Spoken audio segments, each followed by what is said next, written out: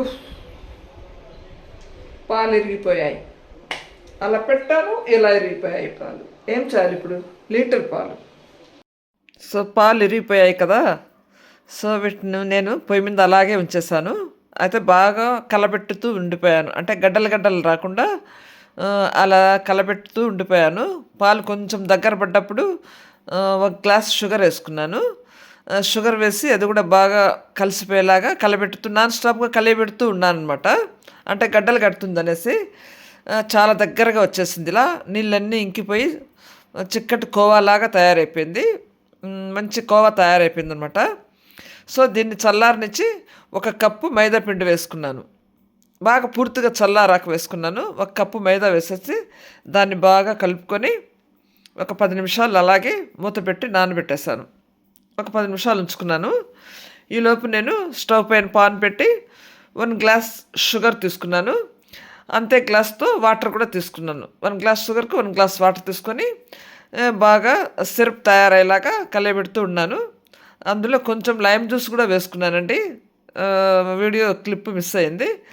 So అది పాకు వచ్చే లోపల నేనేం చేస్తానంటే ఈ పిండిని వచ్చేసి చిన్న చిన్న పాట్స్ తీసుకొని మనకు కావాల్సిన సైజులో చిన్న చిన్న బాదుషాల్లాగా చేసుకున్నాను. చిన్న సైజు అలాంటి ఈ సైజులో చేసుకున్నాను నేను. అన్నీ చేసి ప్రిపేర్ చేసుకునే లోపల మనకు పాకం రెడీ అయిపోతుంది.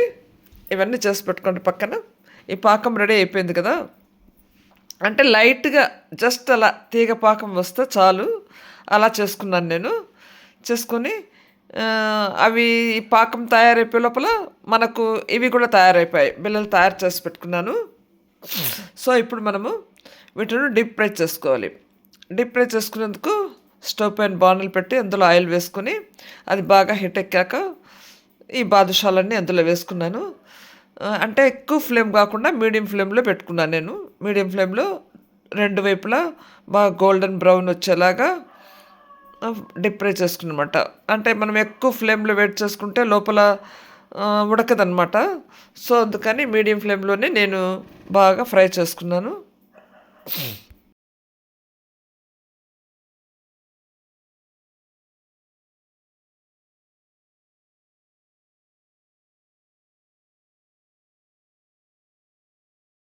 ఇలా గోల్డెన్ బ్రౌన్లోకి వచ్చాక వీటిని తీసి ఆ వేడి వేడి షుగర్ సిరప్లో వేసుకున్నానండి. ఆ వేడి మీదనే వేసుకుంటే మనకు పాకం అనేది బాగా పట్టుకుంటుంది వాటికి. సో నేను అలా వేసాను అనమాట. వేసి మళ్ళీ ఏం చేశానంటే సిరప్ చల్లారిపోయి ఉంటుందని కొంచెం స్టవ్ వెలిగించేసాను. స్టవ్ వెలిగించి లో ఫ్లేమ్లో పెట్టుకొని వీటిని కొంచెము ఉడికేలాగా చేసుకున్నాను అనమాట. అలా ఉడికితే ఈ సిరప్ అంతా లోపలికి బాగా జ్యూసీగా లోపలికి వెళ్ళి జ్యూసీగా తయారవుతాయి కదా. అందుకనేసి నేను ఒక 2 మినిట్స్ సిరప్లోనే అలా బాయిల్ చేసుకున్నాను అనమాట. అంటే మనము రెండో విడత ఈ బాదుషాలు నూనెలో ఫ్రై అయ్యేంత వరకు వీటిని ఆ జ్యూస్లో అలా వదిలేసాను. అవి కొంచెం బాగా కతకతాను ఉడుకుతూ జ్యూస్నంతా బాగా పీల్చేసుకున్నాయి. సో ఇవి తీసేసి మళ్ళీ రెండో విడత వేసుకున్నాను. అవి కూడా బాగా అంటే ఇట్లా ఉడుకుతూ ఉన్నప్పుడు ఏంటంటే మనం సిరప్లో అదంతా సిరప్ అంతా బాగా పీల్చేసుకుంటాయి అవి. సో నేను అలా చేశాను అనమాట. అన్నీ తీసేసి మొత్తం అన్నీ ఫ్రై అయిపోయాయి. ఇప్పుడు పైన కొంచెం ఇలాచీ పౌడర్ చల్లుకున్నాను. మనం పాకంలో కూడా వేసుకోవచ్చు, నేను మర్చిపోయాను అందుకని పైన వేసాను. ఇలాచీ పౌడర్ వేసి అన్నిటిని కొంచెం బాగా కలిపాను అనమాట. కలిపేసి తీసి చల్లారనిచ్చాను. అంతే, అంతేనండి, స్వీట్ రెడీ అయిపోయింది.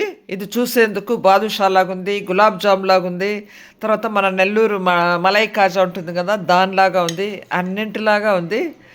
చాలా బాగుందండి, జ్యూసీగా సూపర్గా ఉంది.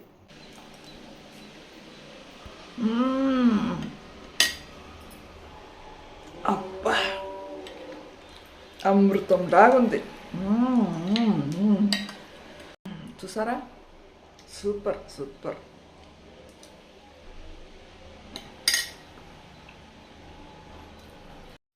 ఇక నుంచి పాలు ఇరిగిపోతే ఏం దిగులు పడాల్సిన పని లేదు.